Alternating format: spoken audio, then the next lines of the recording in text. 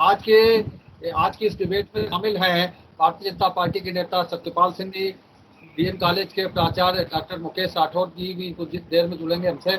Samajwadi party से मनदीप यादव जी हैं, अनिल मिश्रा जी हैं, और कांग्रेस से श्री कृष्ण गौतम है, शुभम तिवारी हैं, वो कांग्रेस के अध्यक्ष। अनुपम अग्रवाल व्यापार मंडल के प्रदेश उपाध्यक्ष हैं, कांग्रेस से जुड़ते हैं बुधवार को आज की डिबेट में शामिल हैं सबके बीच। हम लोग प्रतिदिन कुछ ज्वलंत और चर्चित मुद्दों पर चर्चा किया करते हैं। पिछले दिनों उप मुख्यमंत्री केशव मौर्य का एक वीडियो वायरल हुआ और उसके बाद में पूरी तरह से उसकी चर्चा शुरू हुई। अब वो वीडियो उस कथन के पीछे क्या मंतव्य है, अक्सर ऐसे वायरल वीडियो उस रूप में पेश किए जाते हैं जिससे वायरल करने वाले का मकसद पूरा हो।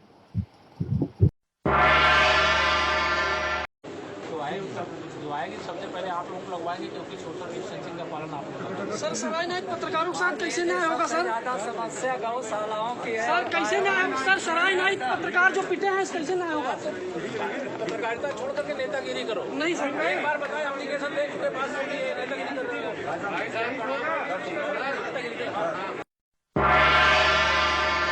मुख्यमंत्री केशव प्रसाद मौर्य के वायरल वीडियो, इस वायरल वीडियो का क्या मंतव्य है ये, और इसे वायरल करने वाले का क्या मंतव्य है, ये मंतव्य उस व्यक्ति ने, उस स्थान है, उस संगठन ने, जो भी हो, उसने पूरा किया।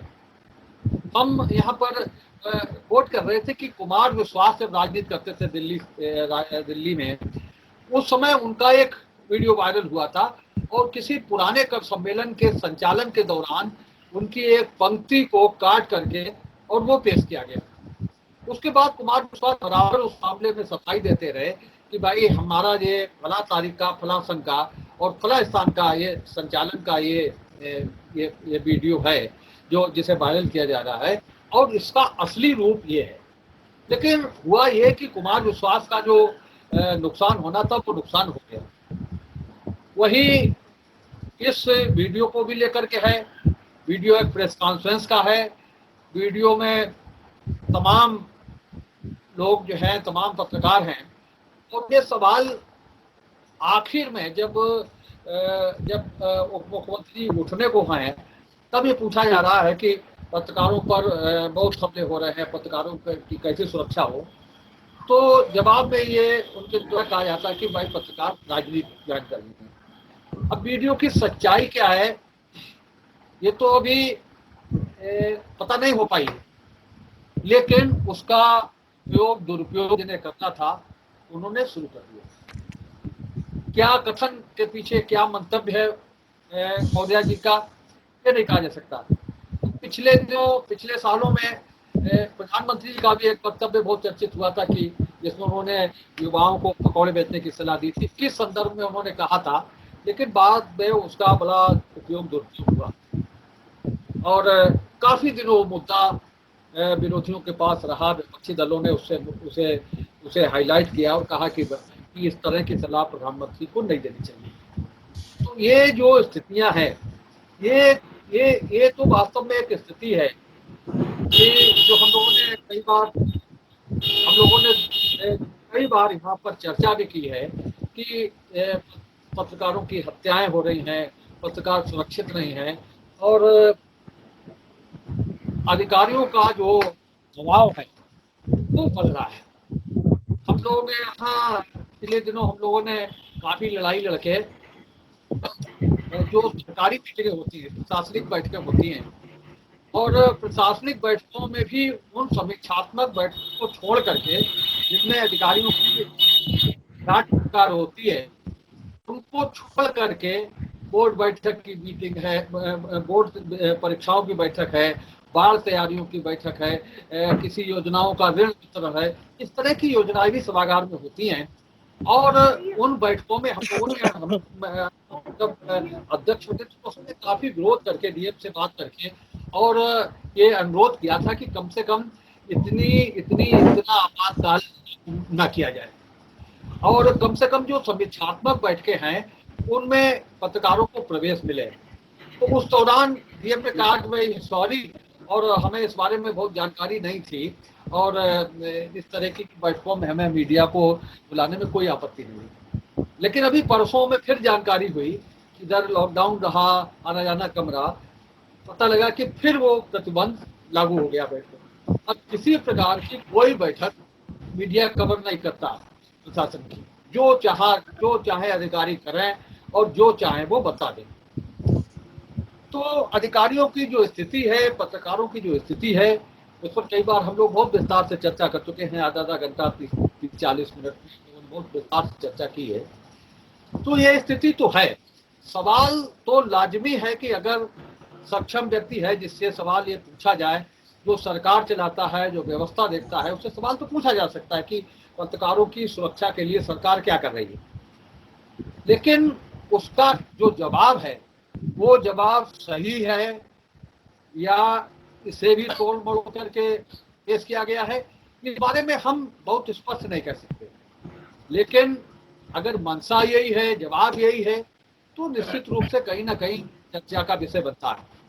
तो भाई क्या हो सकता है, इस तरह के वायरल वीडियो अक्सर आते रहते हैं, लेकिन वर्तमान माहौल में जब वास्तव में पत्रकारों की सुरक्षा के लिए खतरा है, तब उप मुख्यमंत्री का उत्तर क्या संकेत करता है, क्या संदेश देता है? देखिए, जहां तक इस स्थिति के बारे में हम लोग लगातार देख रहे हैं, समझ रहे हैं, तो मुझे नहीं लगता कि जैसा कि आप कह रहे हैं, आपका अपना परसेप्शन हो सकता है कि इसे सिर्फ वायरल वीडियो का नाम देकर इसे हवा कर दिया जाना चाहिए, क्योंकि मुद्दा किसी एक मंत्री या विधायक का नहीं है। ये जो एक बयान आया है, जो जिस तरीके झटक के बयान दिया गया है, वो उप मुख्यमंत्री जी का बयान है। अगर यहाँ पर किसी तरीके का कोई ऐसा वो होता कि ये वायरल करा गया है या कुछ काट पीट के करा गया है, तो मेरा मानना ये है कि अब तक इस चीज की पुष्टि हो जाती और सामने से बातें खुल के आ जाती कि ऐसा किसने किया है, किसके द्वारा किया गया है। क्योंकि केशव प्रसाद मौर्य जी सरकार में दूसरे नंबर की हैसियत रखते हैं, और कहीं ना कहीं उनके साथ या उनके बयान साथ ऐसी खिलवाड़ करना इस सरकार में मुझे तो नहीं लगता कि जो है किसी के सोची समझी ऐसी कुछ सोच रही होगी। हाँ, जैसा कि उनका बयान हम सबके सामने आया है, देखने को मिला है, सीधा सीधा उनका बयान का सीधा मतलब उसमें दिख रहा है कि एक सत्ता के नशे में चूर मुख्यमंत्री जी ने जिस तरीके से भाषा शैली इस्तेमाल करी है, अब यहाँ पर पत्रकारों को इस विषय पर क्या अपनी सोच बनानी है। क्या इस वीडियो को वायरल मतलब इस वायरल वीडियो को फेक बताकर या एडिटेड वीडियो बताकर इस सब विषय पर जो है मट्टी डाल देनी है, या इस सच्चाई को सही से उठाने की जरूरत है वर्तमान पत्रकार जगत को। क्योंकि बात यहाँ सिर्फ इस विषय से नहीं है कि उप मुख्यमंत्री जी ये बात बोले हैं, बात इस विषय से भी जुड़ती है कि सन 2014 से 2019 के बीच 63 केस दर्ज हो चुके हैं साहब पत्रकारों पर हुए हमले के ऊपर। और अभी वर्तमान में तो पीलीभीत, बलिया, गाजियाबाद की जो घटनाएं हुई हैं वो तो बहुत ही शर्मनाक हैं। और इसमें कहीं ना कहीं मीडिया का जहां तक मैं समझता हूं, लोकतंत्र में मीडिया का अपना एक वजूद है, मीडिया स्तंभ है जिसके द्वारा जो है देश बनता है, चलता है। वहां पर अगर जिम्मेदार पद पर बैठे हुए नेता, मंत्री और इस तरीके के जो है लोग इस तरह का बयान देंगे और पत्रकारिता के ऊपर अगर ऐसी बात कहेंगे, पत्रकारों को अगर लज्जित करने का प्रयास करेंगे, तो ये निंदा का विषय है और कांग्रेस पार्टी इसकी घोर निंदा करती है। उसके बाद की अभी बातचीत जो आदरणीय सतपाल भाई साहब बैठे हुए हैं यहाँ पर, वो कुछ जरूर बताएंगे, तो मैं उसके बाद जो है इस पर और बात रखना चाहूंगा। मंदिर जी देखिए, जिस तरह से ये वीडियो आया है, ये जानकारी आई है कि डिप्टी सीएम केशव प्रसाद मौर्य जी ने लोकतंत्र में इस चौथे स्तंभ कहे जाने वाले हमारे पत्रकार बंधुओं की को जिनकी कलम पर, जिनकी आवाज पर एक बंदिश लगाने का प्रयास किया है और बंदिश लगाने जैसी, रोक लगाने जैसी स्थिति पैदा कर दी है। ये वही तो लोग हैं जो कभी देश और प्रदेश के युवाओं को सलाह देते हैं कि काम नहीं है, रोजगार नहीं है तो पकौड़े तलिए। ये वही तो लोग हैं जो आपदा की स्थिति में भी अवसर तलाशते हैं। ये वही तो लोग हैं जो कहीं न कहीं इस तरह के बयान देते हैं जिनका कोई आधार नहीं होता, आधारविहीन बयान आते हैं।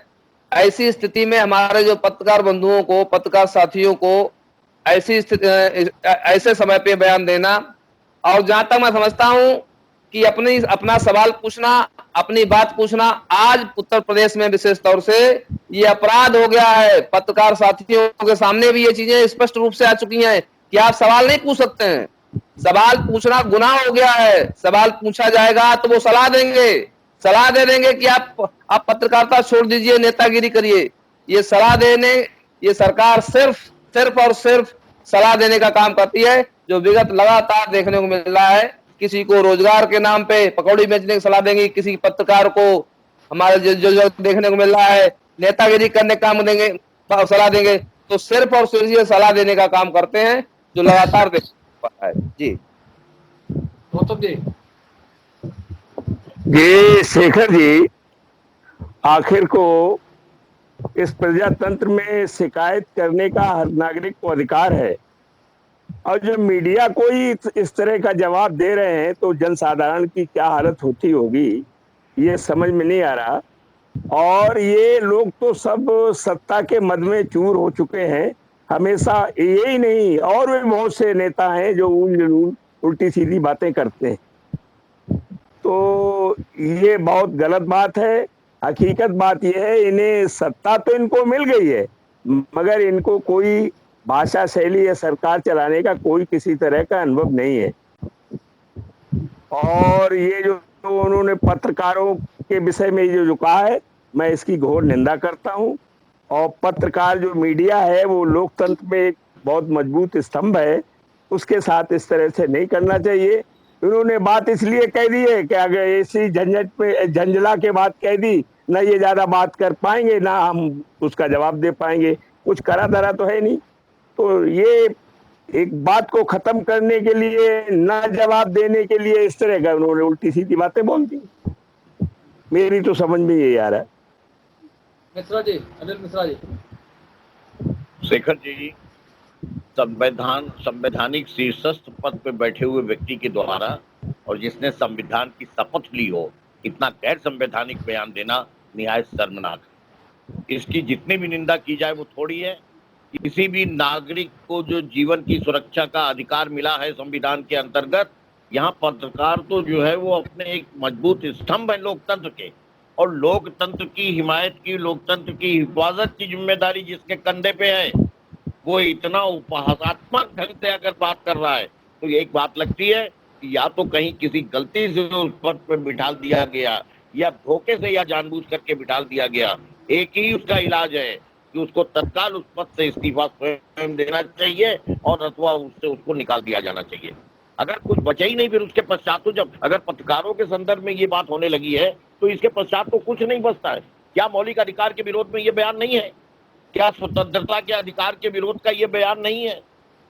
क्या स्वयं का पैसा अपनाने की स्वतंत्रता के विरुद्ध ये बयान नहीं है? इससे ज्यादा गैर जिम्मेदाराना बयान क्या होगा, जिसने पूरे के पूरे संविधान की धज्जियां उड़ा करके रख दी हो। और खुलेआम आपने वीडियो देखा, हमने वीडियो देखा, साथ के उनके साथ के लोग जो थे, भक्त होना अलग बात है, अंधभक्त होना अलग बात है, विश्वास अलग है, अंधविश्वास अलग है, मुस्कुरा रहे थे प्रशंसात्मक ढंग से। क्या पूरी की पूरी सरकार इसकी जिम्मेदारी लेती है? क्या पूरी सरकार ये स्वीकार करती है कि मौर्य जी ने जो बयान दिया है उसके ऊपर उन्होंने जो उपहास उड़ाया है, हम भी उसमें शामिल हैं? बहुत ही गैर जिम्मेदाराना बयान है। और इस बयान में तो इसलिए और कहूंगा कि इसने अप्रत्यक्ष रूप से उन ताकतों को बढ़ावा देने की बात करी है जो जाति की बात करती, जो गुंडागर्दी की बात करती, जो लोगों की हत्याएं करने की बात करती है। और इतने दुस्साहसी व्यक्ति जो पत्रकारों पे भी हमला कर रहे हो, आज इस बयान को पढ़ करके उनकी छाती 56 इंच की हो गई होगी, आपकी छाती 56 इंच की रही हो न रही हो। इसलिए इसकी हम घोर निंदा करते हैं। बयान अपना वापस भी लें, पत्रकारों को सुरक्षा भी दें, तत्काल अपने पद से इस्तीफा देने की बात करें। इसके अतिरिक्त और कोई लोकतंत्र का इसमें इलाज नहीं है। अनुपम जी। शेखर जी, वर्तमान में पत्रकारिता जगत में दो तरीके के पत्रकार हैं। एक आप जैसे ईमानदार पत्रकार, और एक जो दलाली पत्रकारिता के आड़ में केवल सिर्फ और सिर्फ दलाली का काम करते हैं। तो मैं जहां तक ये समझता हूं, केशव प्रसाद मौर्य जी ने उन पत्रकारों के लिए ही व्यंग कसा हो। अगर ये व्यंग कसा नहीं है और बयान है तो मैं इसकी घोर निंदा करता हूं। माफ कीजिएगा, इसको कौन तय करेगा कि कौन पत्रकार है और कौन पत्रकार नहीं है? क्या मौर्य जी तय करें? नहीं, मौर्य जी को कोई मौलिक अधिकारी नहीं है। अगर किसी को मौर्य जी की मीटिंग में इनवाइट किया गया है, वहां पे तो जो है बिना पास के कोई पहुंचता भी नहीं। वहां उसी को इनवाइट किया गया होगा, उसी को आमंत्रित किया गया होगा जो पत्रकार है और जो मान्यता प्राप्त। बोल लेने दीजिए, अनुपम जी को बोल लेने दीजिए, अनुपम जी को बोल लेने दीजिए भाई। ये भी कुछ बोल रहे हैं, इनकी सुन लीजिए ना। तो आपको भी बोलने दे रहे हैं साहब, मौर्य जी को भी बोलने दे रहे हैं। आप क्या बोलने दोगे भाई? अनुपम भाई बोलिए, अनुपम जी बोलिए, अनुपम जी बोलिए। मेरी समझ से ये परे है कि मौर्य जी ने ये बयान क्यों दिया, इसके पीछे लॉजिक क्या है। मैं यही नहीं समझ पा रहा हूं कि इसके पीछे लॉजिक क्या है ये बयान देने का, कि पत्रकारों को भी राजनीति ज्वाइन करनी चाहिए। वो ये क्या दिखाना चाहते हैं प्रदेश की जनता को? मेरे हिसाब से वो ये प्रदेश की जनता को ये दिखाना चाहते हैं कि हम पत्रकार जो हैं, जो अच्छे पत्रकार हैं, जो अपनी कलम को अच्छे स्वच्छ साफ ढंग से लिखना जानते हैं, वो नेताओं से, जो नेता लोग भ्रष्ट कारनामा करते हैं, उनकी पोल ना खोल लें।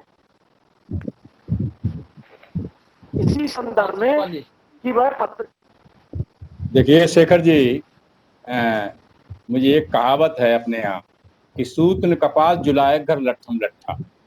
हम जिस इशू पर बहस कर रहे हैं ये बेसलेस चीजें, इसलिए बेसलेस चीजें हैं। यहाँ पर बैठे हुए किसी भी नंबर एक तो ये बात है कि किसी को पता नहीं कि पत्रकार किस समाचार पत्र से था, नंबर एक। नंबर दो ये बात है कि आप सब इतने समझदार लोग हो, अगर किसी पत्रकार के साथ केशव प्रसाद मौर्य ऐसा व्यवहार करते या कहते तो पूरे उत्तर प्रदेश की मीडिया के फ्रंट पेजों पर, अखबारों में सारी चीजें आती, उस पर पूरा मीडिया उसमें यूनाइट होता, पूरा मीडिया उस पर बयान आते लोगों के। एक मीडिया में लाइन नहीं आई, किसी की कंप्लेंट नहीं आई, और हम उस विषय को ऐसा बना रहे, रस्सी का सांप बनाने की कोशिश कर रहे हैं। वो बयान आपने, दूसरी चीज है, सेकेंडरी बात मैं और कह रहा हूँ कि भाई दो प्रकार की चीजें हैं। अभी मिश्रा जी कह रहे थे कि कौन उनको, केशव प्रसाद मौर्य जी ये प्रमाण पत्र देंगे, पत्रकार हैं। हाँ, आपको नहीं मालूम है, पत्रकारों की भी एक गाइडलाइन है, उनका भी एक रजिस्ट्रेशन होता है, किस अखबार से है, कौन है, व्यक्ति है, उसका एक प्रमाण होता है। चाहे जो डायरी पकड़ के पत्रकार नहीं हो जाता है, खड़ा हो गया कोई डायरी और कलम पकड़ के लिखने लगा है, चाहे उसके 150 उसके ऊपर मुकदमे चल रहे हैं और वो कहते कि फलाने अखबार से हैं, कैसे मान लिया जाएगा भाई? अखबार के आड़ में कोई और आदमी ऐसा बैठा है क्या है? दूसरी चीज है कि वो वहां उनकी प्रेस कॉन्फ्रेंस उस प्रकार की नहीं थी, प्रेस कॉन्फ्रेंस नहीं थी, वो एक पब्लिक मीटिंग में बैठे हुए थे। वहां किसी व्यक्ति ने ये कहा कि भाई हम अखबार वाले हैं और अखबार वालों को हो रहा है, तो उसने कहा होगा तो उस संबंध में, अगर उन्होंने उसके बीच की लाइन गायब है, बीच की चीजें गायब हैं, तो उन्होंने किस परिप्रेक्ष्य में उस व्यक्ति से कहा कि भाई ऐसे, वो भी अखबार वाले, वो भी नेता हैं और प्रदेश अध्यक्ष रहे हैं, उत्तर प्रदेश के उप मुख्यमंत्री हैं, उन्हें मालूम है कि किस पत्रकार से क्या बात करना है, किस व्यक्ति से क्या बात करना है। तो अगर उसने कोई ऐसे शब्दों का प्रयोग किया होगा तभी उन्होंने कहा होगा कि भाई आप काहे के लिए, आपको राजनीति, अगर आपको लगता है कि ऐसा हो सकता है तो आप पत्रकारिता छोड़ कर राजनीति कर लीजिए। तो लेकिन उसमें आश्चर्यजनक बात यह है कि अगर वो किसी अखबार, समाचार पत्र का कोई पत्रकार रहा होता, संवाददाता रहा होता, तो निश्चित रूप से कम उस अखबार के या उस चैनल के उसके माध्यम से या पत्रकारों की यूनियन के माध्यम से कहीं न कहीं वो विषय आता समाचार पत्रों में, और नहीं आया है। इसलिए हमें लग रहा है कि हमारी बहस ये बेसलेस है।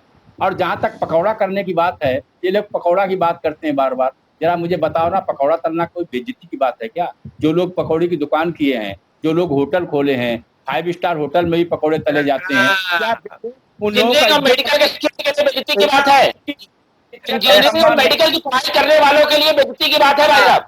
आपको सुना ना, सही दे रहे हैं आप, सही सलाह दे रहे हैं। बड़ी के बाद नौकरी ना मिलना बेइज्जती की बात है। पकौड़ा करने के बाद पकौड़ा तलवाएंगे आप? या जो आदमी करेगा तो खाएंगे कौन? क्यों? अब भाई पकौड़ी बनाने वाले की इज्जत नहीं है क्या? आपकी इज्जत है, उसकी कोई इज्जत नहीं है। अरे साहब करने वाले से आप करवाइए, ये पीछे तो बीच पकड़ करवाएंगे। उसे नहीं है, उसकी कोई इज्जत नहीं है। ऐसे ही तुम्हारी पार्टी का आदर्श रहा, इसीलिए खत्म हो गई। भाई जवाब आपको दे रहा है, ये हमारी पार्टी का आदर्श और ना आदर्श की बात नहीं है मान्यवर, ये आपकी पार्टी की कमजोरी है। ये भारतीय जनता पार्टी की कमजोरी है कि आप नौकरियां नहीं दे पा रहे हैं। ये भारतीय जनता पार्टी की कमजोरी है, नकारात्मक है भारतीय जनता पार्टी का कि आप नौकरियां नहीं दे पा रहे हैं, इसलिए पकौड़े खाने की राय दे रहे कर रहे हैं आप। हमारी कमजोरी होती तो हम दिखाई नहीं पड़ते आपको ना। आपकी बड़ी ताकत थी, आपका हर मुद्दे पे फेल है। उसी बात कहाँ पे ले जा रहे हैं? आपके प्रधानमंत्री जी को मालूम ही नहीं है क्या बोलना। पार्टी को बिलोंग करते हो, उसी का काला धब्बा है। उसी के समय में अखबार वालों ने ब्लैंक अखबारों एक छोड़ते थे, जीडीपी ले जाना क्या बहुत अचीवमेंट है आपका? जीडीपी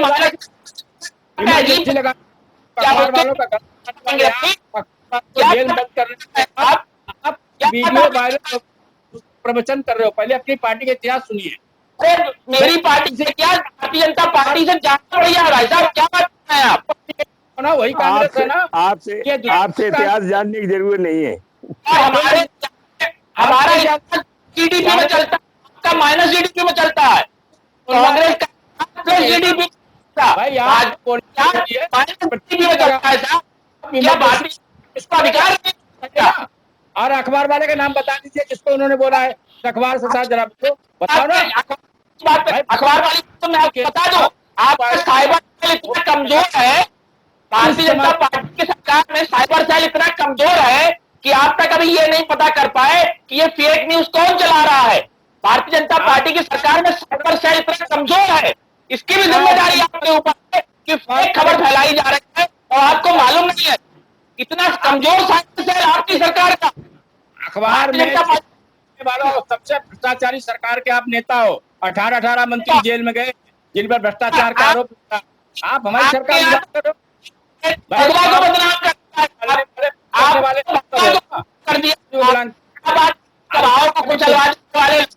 भारतीय जनता पार्टी के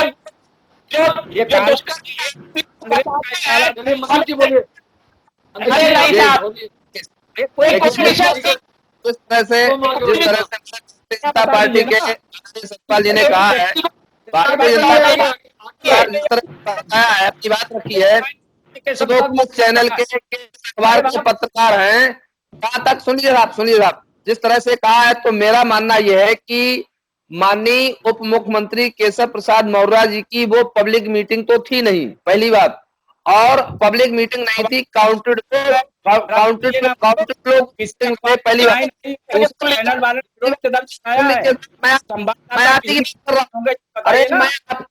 मैं आपकी ही बात कर रहा हूँ।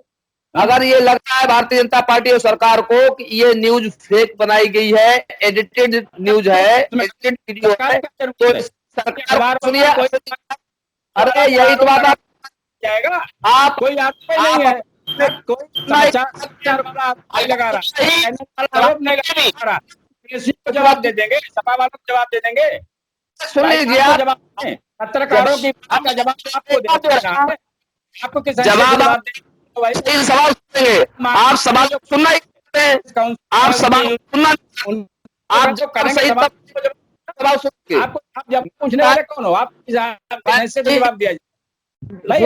आप कर रहा हूँ अखबार जवाब, उनकी यूनियन है, उनके लोग हैं, वे पूछे सवाल केशव प्रसाद मौर्य जी से, उसका जवाब दिया जाएगा। हम मेरी बात सुन लीजिए आप। देखिए भाई, अरे मैं तो लोगों ने क्या बनाकर डिप्टी सीएम की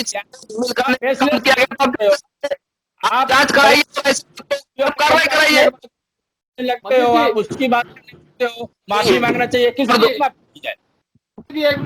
इस चीज में किसमें जो मौर्य जी की प्रेस कॉन्फ्रेंस होती है उसमें विशेष जो तो उसमें वो प्रेस कॉन्फ्रेंस आम मंत्रियों या आम भाजपा नेताओं, भाजपा के प्रदेश नेताओं और मंत्री जैसी नहीं होती। उसमें उतनी ही शक्ति होती है जितनी मुख्यमंत्री की प्रेस कॉन्फ्रेंस शक्ति होती है, और उसके बाकायदा पास इशू होते हैं सूचना विभाग द्वारा। और वहाँ जो जो जो जो जो जो पत्रकार वहाँ सूचना विभाग में पंजीकृत हैं, जिनके अधिकार पत्र, नियुक्ति पत्र वहाँ जमा है, उनको ही वहाँ जाने के लिए अधिकृत किया जाता है। वही मैं कह रहा हूँ, वहाँ हमारे यहाँ चौक से जाकर कोई लेबर नहीं बैठा जाके जिसके विषय में बात कर रहे हैं। वहाँ पे वो रजिस्ट्रार जो संपर्क कार्यालय में जिनका नाम रजिस्टर्ड है, वही वहाँ जाएगा, अधिकृत नहीं जाएगा।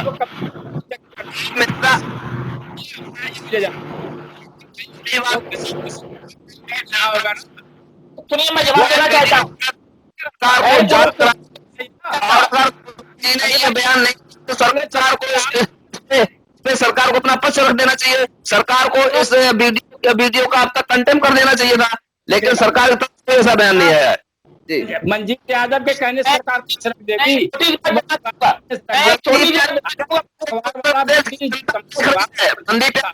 रहे हैं, उत्तर प्रदेश की पूरी जनता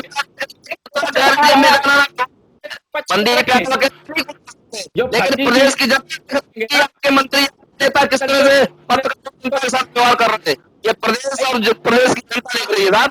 ये केवल मंत्री करने की बात नहीं है, इंडिकेट करने की नहीं। अगर उनको अगर ऐसा वो बोले होते किसी अखबार का व्यक्ति होता आप जब सही सुनने का आपसे ऐसा नहीं है। एक निवेदन के साथ एक बात कहूंगा, सरकारी निवेदन के साथ एक बात कहूंगा।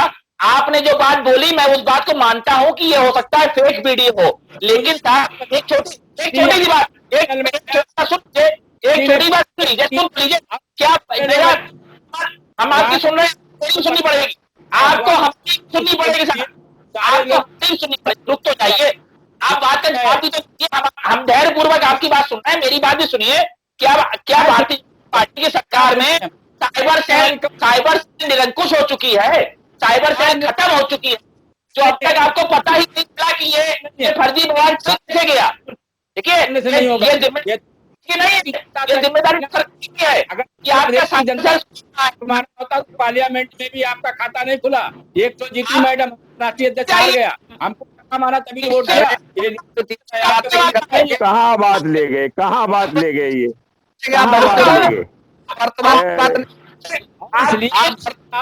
आप मुद्दे से हट करके कहाँ ले गए बात। होगा कि उन्होंने किस तरीके से आप लोगों को बनाने में सच्चाई छुपाई है। जनता को धोखा देके कुछ लोगों ने, कुछ पत्रकारों ने आज आपको सत्ता में बैठा दिया, इसलिए आज दुर्गति पत्रकारों की।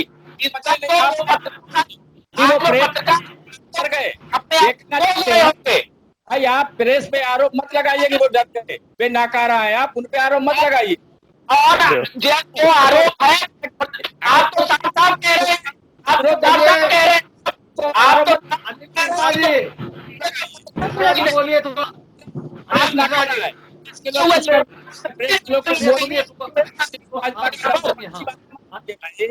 आप राजनीति का ऐसी बातें क्यों कर रहे हो?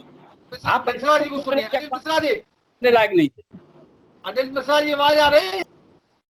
अनिल भाई, शेखर जी, बात जो है पत्रकारिता से पकौड़ी और पकौड़े तक चली गई, बड़ी लंबी गई।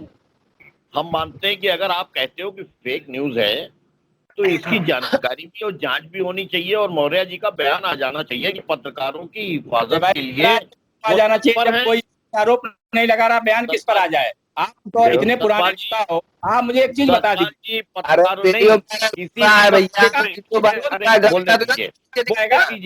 अरे भाई कोई शिकायत दीजिए, एक मिनट मुझको कह लेने दीजिए, मुझे अपनी बात कह लेने दीजिए। मैंने सुनी आपकी बात। मैं ये कह रहा हूँ कि अगर कोई परिस्थिति ऐसी है जिसमें कि पत्रकारिता जगत के लोगों में या प्रबुद्ध लोगों में कोई शंका है या कोई अविश्वास पैदा हो रहा है, तो सरकार की जिम्मेदारी है कि हिंदुस्तान के नागरिक और प्रदेश के रहने वाले लोगों के लिए विश्वास उनका पैदा हो तो एक बयान देना चाहिए कि हमने पत्रकारों की सुरक्षा के लिए ये इंतजाम किए हैं। सुनिए, और इसके साथ में हमारा बयान कहीं पत्रकार के किसी के संदर्भ में नहीं था और हमने पत्रकार के संदर्भ में नहीं कहा। अरे भाई कोई मांगे यार, ये आप तो इतने पुराने जिम्मेदारी है बंधुआ। मुझे पता, अगर हम मिश्रा जी पे कोई आरोप नहीं लगा रहे हैं, मिश्रा जी अपनी तरफ से कान लगे, भैया हम पे आरोप लगाए जा रहे हैं, कौन सा आरोप लगाया जा रहा है? मिश्रा जी को शिकायत मैं आपकी बात मान रहा हूँ कि ऐसा नहीं हुआ। अगर नहीं हुआ तब भी अगर कुछ लोगों के मन में अविश्वास है तो उसको दूर करने की जिम्मेदारी सरकार की होगी, मौलाना साहब की होगी भाई। कि ऐसा नहीं हुआ है, ये गलत न्यूज है, ये गलत कहा गया है, जिससे जनता में विश्वास जागृत हो। क्या विश्वास जागृत करने की जिम्मेदारी सरकार की नहीं होती? हम विश्वास महसूस कर रहे हो, असुरक्षा महसूस कर रहे हो, सरकार संबल नहीं देगी। सफाई दे भाई, प्रेस का हम आपकी सफाई थोड़ी देर को मान लिया आपकी बात की फेक न्यूज है, तो यार एक बयान देना चाहिए कि हमने आगे इसमें क्या कदम उठाए, हम किस तरीके से आपके मन के अविश्वास को दूर कर रहे हैं। एक माहौल तो बना है कम से कम न्यूज की वजह से, चाहे वो सही है चाहे वो गलत है। भाई प्रेस से संबंधित मामला है, प्रेस का कोई व्यक्ति ये कहे कि केशव जी आपका ये बयान गलत आया है और आपका बयान, तो उसमें सफाई केशव जी देंगे। आप मुलायम सिंह कह दें। एक बात सुनिए, प्रेस के संदर्भ में आज ही शेखर जी ने स्वयं अपने क्लिप में कहा और उनके बयान को दिखाया। शेखर जी प्रेस के व्यक्ति हैं, इनके मन में भी शंका है, इनके मन में भी थोड़ा सा जो है कहीं ना कहीं असुरक्षा का भाव है, तो इसलिए आपको सुझाव देना चाहिए अपने शीर्ष नेतृत्व को। और इनकी बात को सुन के हम आप जो रोज सुनते हैं सेटिंग में, हमें भी लगता है कि भाई इनकी शंका दूर होनी चाहिए। आप हमसे चलेगा भाई, आपको हमसे शिकायत ही नहीं है, हम आपको सफाई दे। सफाई तो तब आदमी देता है जब कोई कंप्लेंट हो, कोई शिकायत हो। हमसे कोई शिकायत करने वाला नहीं, और हम अपने हाथ जोड़ते के साथ। आप बहुत प्रबुद्ध व्यक्ति माननीय सतपाल जी, आप बहुत प्रबुद्ध व्यक्ति हैं। मुझे एक बात बताइए, मेरे पड़ोस में कोई कत्ल हो जाए अगर, तो उसके बाद में मैं कहीं से वादी नहीं हूँ, लेकिन मुझे ये हक नहीं है कि मैं ये कह सकूं कि भैया मेरी भी सुरक्षा करना। बड़ी दहशत हो रही है, ये तो अजीब बात है। अगर और हम लोग रह चुके हैं, कहीं न कहीं प्रेस के वैधानिक कार्ड होल्डर रह चुके हैं, मैं भी प्रेस का व्यक्ति रह चुका हूँ एक वक्त के ऊपर। आप तब तो आप सफाई दोगे ना। अब आपके चाह रहे हो, मेरा सुझाव नहीं है। अरे कहना चाह रहे हो कि प्रेस की सुरक्षा हम आगे कर सकते हैं, ना कहें तो बड़ा कोई आपत्ति नहीं है भाई। हमसे कोई शिकायतें नहीं वाला, आप लोगों के सामने साबित होना चाहिए। देखिए, जब एक मुद्दा आया है, अब साबित होना चाहिए कि नंबर 1 ये न्यूज फेक थी, नंबर 2 अगर फेक थी और अविश्वास जो है अपने कहीं पे जागृत हुआ है भाव, तो उसको दूर करने की जिम्मेदारी सरकार की होनी चाहिए। भाई किसको दी जाए, किसको समझते हैं? अखिलेश जी को दें या सोनिया जी को दें? भाई वो अखबार से संबंधित कोई व्यक्ति आएगा, सफाई मांगेगा तो सफाई भी कर जाएगी। सफाई आप मिश्रा जी सुनिए तो मेरी सुनिए, आप सत्ता के प्रतिनिधि हैं, हम आपसे अनुरोध कर रहे हैं इस खबर से किस सरकार के दौरान सही हो, खबर से एक बना है अपने जो है में उच्च नेतृत्व को उठाइए, देखिए आमतौर पे एक मिनट देखिए, आमतौर पे ऐसे जो वायरल वीडियो होते हैं उनकी हम लोग जब जांच करते हैं तो आसपास का जो परिवेश है उसको देख करके बहुत सी चीजें देखते हैं। जैसे उस प्रेस कॉन्फ्रेंस में एक महिला नेता है कोई, जो उनके बगल में बैठी है थोड़ी दूर पर। अब वो नेता कौन है हम उनसे वाकिफ नहीं है, लेकिन जब उस वीडियो की सच्चाई पता करने के लिए हम लोग निकलेंगे तो पता लगेगा कि वो महिला किस जनपद की हैं, किस पद पे हैं और कौन है। और फिर ये पता लगेगा कि वो प्रेस कॉन्फ्रेंस हुई भी कि नहीं हुई, और वहीं से सारी सच्चाई खुलती चली जाएगी कि क्या है इस वीडियो के पीछे का राज। यही सब होती है कि जो परिस्थितियां हैं, कौन सा बोर्ड लगा है उसके आसपास, उस वीडियो के आसपास कौन नेता उसमें बैठा है। भाई एक चीज हो सकती है, लेकिन उस प्रेस कॉन्फ्रेंस में मौर्या जी के बगल में जो लोग बैठे हैं वो भी कई प्रदेश के नेता मंत्री होंगे।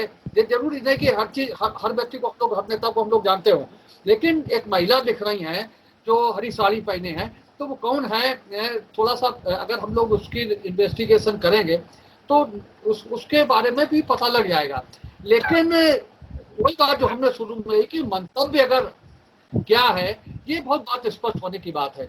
और इस तरह के विचार इस वातावरण में जब हर पत्रकार सुरक्षा को लेकर के चिंतित है, हर महीने हर 20वें दिन 15वें दिन मर्डर हो रहे हैं पत्रकारों के, और पत्रकारों की हत्या के बाद में वही कि मुआवजा और नौकरी और ये सारी चीजें होती हैं, तो ये चीजें हैं। उस वीडियो की सच्चाई भी पता करने में बहुत टाइम नहीं लगेगा, क्योंकि वो जो तरीका होता है इस तरह के वीडियो की सच्चाई पता करने का, वो जब इसमें पेश हो जाएगा। और कई दिन से वीडियो वायरल हो रहा है ये, और केवल फर्रुखाबाद में ही नहीं हो रहा है, जहां से चला होगा कई जिलों में तो हमारे पास आया है, कई जिलों के जो ग्रुप हैं उनमें ये वीडियो चल रहा है। तो ऐसी चीज नहीं कि कोई फर्रुखाबाद में ही चल रहा है या आई विटनेस में ही चल रहा है, बिग बुलेटिन में ही चल रहा है। तो उसकी सच्चाई कई जिलों में इस तरीके की चीज है, और उस वीडियो की सच्चाई पता करने के जो तरीके हैं तो जब इस्तेमाल किए जाए तो सच्चाई भी उसकी पता लग जाएगी। हाँ शुभम क्या कह रहे हैं? देखिए, मैं इतनी बात सुनने के बाद आदरणीय सतपाल सिंह जी वरिष्ठ नेता हैं भारतीय जनता पार्टी के, उनकी जिस तरीके से उन्होंने इस मुद्दे को घुमाने के लिए और इतनी सब बातें कर दी, मुझे कहीं ना कहीं साफ दिख रहा है कि उनके अंदर एक बेचैनी है। ये एक ऐसी समस्या, एक पीड़ा है जो उन्हें कहीं ना कहीं चुभ रही है कि पत्रकारों के साथ अगर ऐसी स्थिति हुई तो गलत हुई।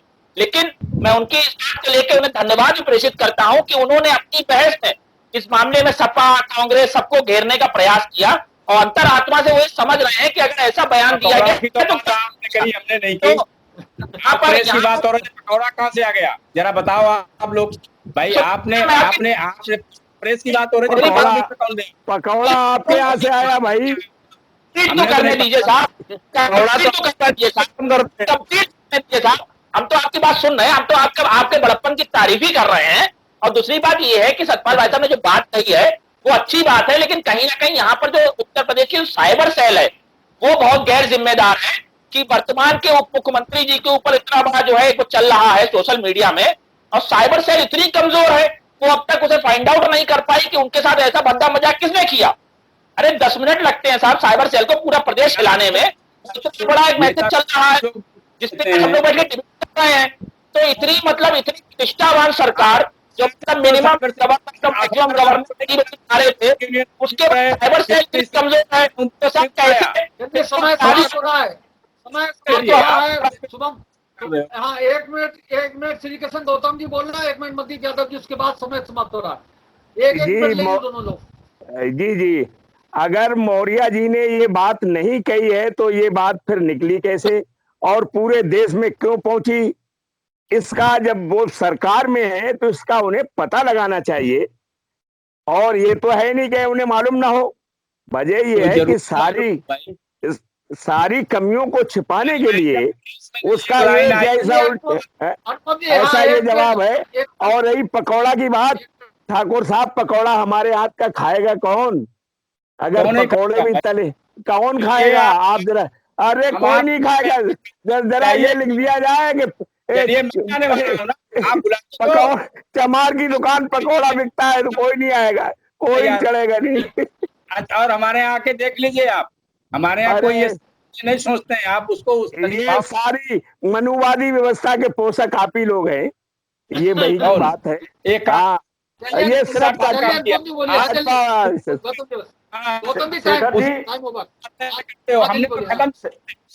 मोदी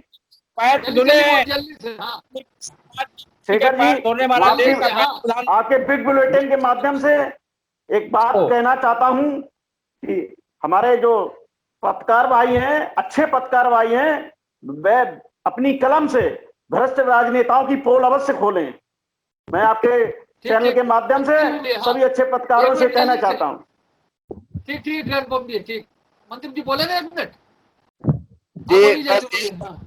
जी बस यही कहना है कि अगर ये घटना घटित हुई है तो इसकी सरकार को कहीं न कहीं इसमें ये ना हो कि कोई कंप्लेंट करे, शिकायत दर्ज कराए। अगर ये इस तरह का वायरल वीडियो गलत है तो सरकार को पूरी जिम्मेदारी इसकी जांच करानी चाहिए और दोषी के खिलाफ कड़ी से कड़ी कार्रवाई करनी चाहिए। केशव प्रसाद मौर्य जी हमारे प्रदेश के सम्मानित उप मुख्यमंत्री हैं, उनके सम्मान के खिलाफ, उनके सम्मान के साथ जो इस तरह की चीज जोड़ी गई है वो निंदनीय है। अगर घटना घटित है तो सरकार को देखिए शेखर जी, इसमें से आप सबने जो इतना बहस और सारी चीजें उसमें सुनी है, हम जहां तक आप तो मीडिया के व्यक्ति हो, मैं भी मीडिया के लोगों से जहां तक मेरा कांटेक्ट है, उसमें से दो चीजें हैं। एक तो हम ये नहीं कह सकते कि कहीं की घटना हो कि नहीं हो, अभी तो हम कंफर्म नहीं है, आप भी कंफर्म नहीं हो। एक बात तो आप भी जानते हो, मीडिया की अगर छोटी सी घटना है तो कहीं न कहीं वो समाचार पत्रों में या चैनल में कहीं न कहीं अब तक बड़ा इशू बन जाता। जैसा उसमें दिखाया गया है, उसके हिसाब से तो मीडिया अब तक इसको बड़ा इशू बना सकती थी। तो मेरी जानकारी में है कि कहीं न कहीं ऐसी चीज़ ठीक से अगर नहीं रही होगी, नहीं तो मीडिया किसी को छोड़ने वाली नहीं थी। आपका तो एक कायमगंज वाला था, पूरे जिले भर। उम्मीद है आपको हमारा ये एपिसोड पसंद आया होगा।